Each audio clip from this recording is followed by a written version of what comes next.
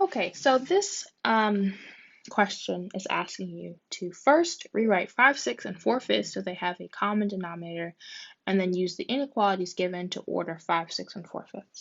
So this is just a couple of different things that you should already know put together. So first things you have to do is find a common denominator. Already have a video on that, but the quick version of this is to just, the easiest way to do this is to say, okay, the two numbers that I have, right, are different. So to do that, to find a common denominator for both of these things, I would say to look at the denominators, right, which are 6 and 5, and essentially you're just going to multiply them together. It's the easiest way to get a common denominator, just multiply it, right? So I'm just going to determine that this is going to be 30 because 6 times 5 is 30. And then you have to make your fraction proportional to the denominator.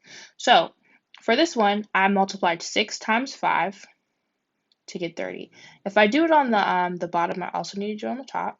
So 5 times 5 is also 25. So for this one, I'm just going to write it off to the side. 25 over 30 is that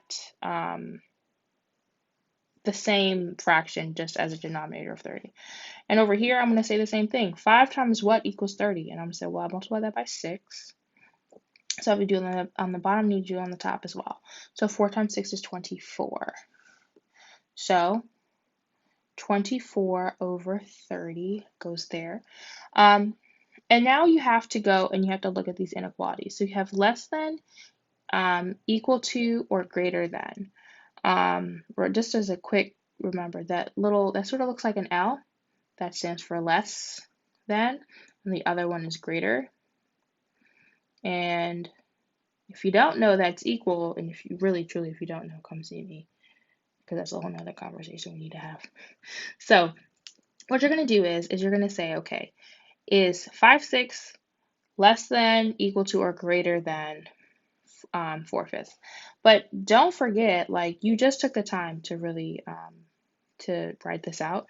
So I'm just going to write it down over here. So don't think of it as in terms of this. Think of it in terms of 25 over 30 or 24 over 30, right? What will go in that box? Well, the denominators are the same, so now I can compare these two. Well, 25 is greater than 24, so I would put that greater than sign there, which would go into this box. Okay, that's all you need to know. So if you guys want to see another example, just come see me and I will help.